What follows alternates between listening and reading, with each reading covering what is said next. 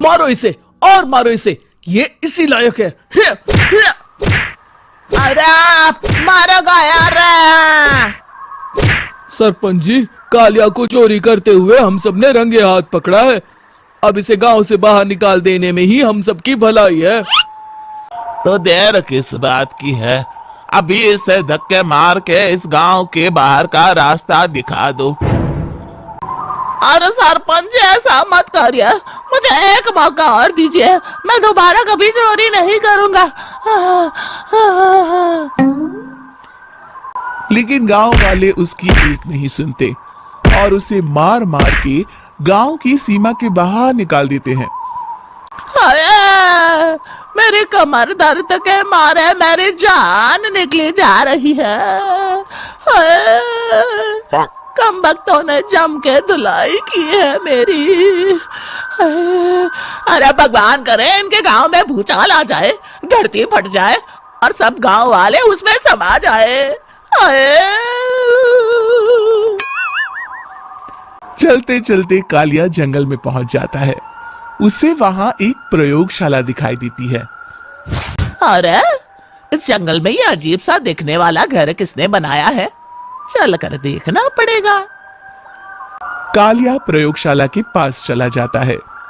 दो वैज्ञानिक प्रयोगशाला में बातें कर रहे होते हैं। बधाई हो डॉक्टर चमन, आखिरकार हम दोनों ने मिलकर एक ऐसी घड़ी का आविष्कार कर लिया है जिसे पहनकर कोई भी इंसान गायब हो सकता है।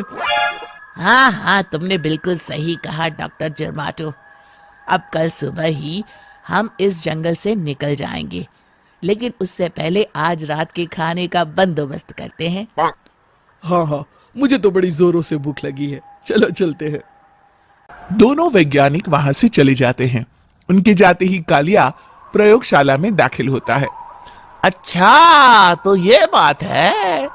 कालिया बड़े से कांच के अंदर रखी घड़ी को बाहर निकाल लेता है और अपनी कलाई पर बांध लेता है। फिर घड़ी में लगा बटन दबा देता है। कालिया को एक जोरदार झटका लगता है।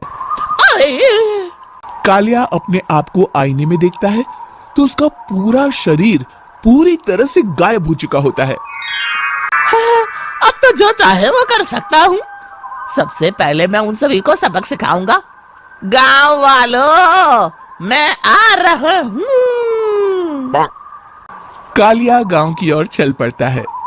थोड़ी देर के बाद दोनों वैज्ञानिक वहां आते हैं। अरे ये क्या, लगता है कोई हमारी घड़ी चुरा कर ले गया है। ये देखो पैरों के निशान। अब क्या होगा, अगर वो घड़ी किसी गलत हाथों में पड़ गई तो अनर्थ हो जाएगा। तुम चिंता मत करो, हमारी घड़ी में जो बैटरी लगी है ना, वो सिर्फ 24 घंटे चलेगी। उसके बाद वो घड़ी काम करना बंद कर देगी। उधर दूसरी तरफ गांव में सरपंच अपने घर में सो रहा होता है। तभी एक आहट से उसकी नींद खुल जाती है।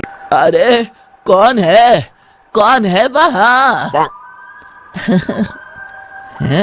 बड़े मजे से सो रहा है, आज मैं तुझे नहीं छोड़ूंगा। कालिया पास में पड़ा डंडा उठाकर सरपंच की पिटाई शुरू कर देता है। ये ले, ये ले, तू इसी लायक है, ले। आप मर गए। अरे ये क्या हो रहा है? अरे कोई बचाओ मुझे, मेरे घर में भूत आ गया है। सही कहा, मैं भूत ही तो हूँ, ये ले। अरे भूत जी, मैंने आपका क्या बिगाड़ा है, मुझे छोड़ दीजिए। आपको क्या चाहिए? तेरे घर में जितना भी पैसा है ना, मुझे ला कर दे दे, तब मैं तुझे छोड़ दूंगा और यहाँ से चला जाऊंगा।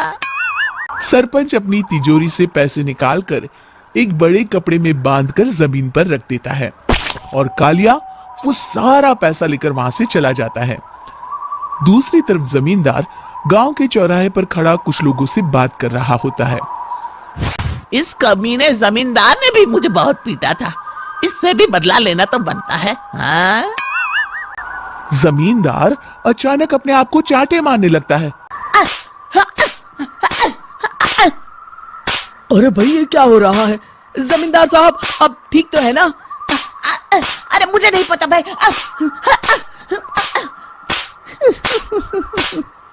अरे मर गए रे, ये तो पक्का किसी भूत प्रेत का काम है। जमींदार के अंदर कोई भूत आ गया है। इससे पहले कि ये हमारे अंदर आ जाए, मनोहर भाई अपनी जान बचानी है तो भागो यहाँ से। ये क्या?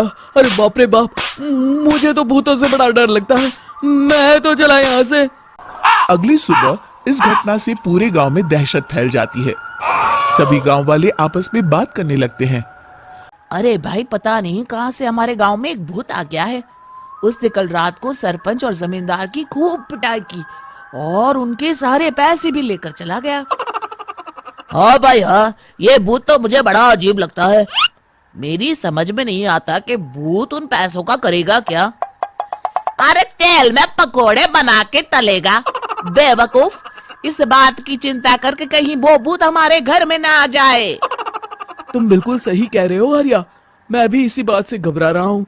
अच्छा, अब मैं अपने घर जा रहा हूँ। तुम सब भी अपने अपने घर चले जाओ, उस भूत का कोई भरोसा नहीं है। हाँ। तीनों वहां से चले जाते हैं। दूसरी तरफ कालिया सारे पैसों को एक खंडर में छुपा देता है। इतने सारे रुपए तो मैंने अपनी पूरी जिंदगी में एक साथ कभी नहीं देखे। इस तरह कुछ दिनों में मैं अमीर बन जाऊंगा। आज मैं उस मोटे बब्बन को अपना शिकार बनाऊंगा। सुना है दहेज में बहुत सारे पैसे और गहने मिले हैं उसे। रात होते ही कालिया बब्बन के घर में घुस जाता है। हाँ, मिल गई तिजोरी। अब जल्दी से इसे खोलकर सारे पैसे निकाल लेता हूँ। अरे खुल जा खुल जा। खुल गई। कालिया पैसे थैले में भर ही रहा था कि तभी बब्बन उसके बगल में आकर खड़ा हो जाता है। भाई क्या कर रहा है? हाँ? अरे हट। अरे तेरी इतनी हिम्मत, मैं तेरे सामने खड़ा हूँ और तू फिर भी मेरी तिजोरी से पैसे चुरा रहा है।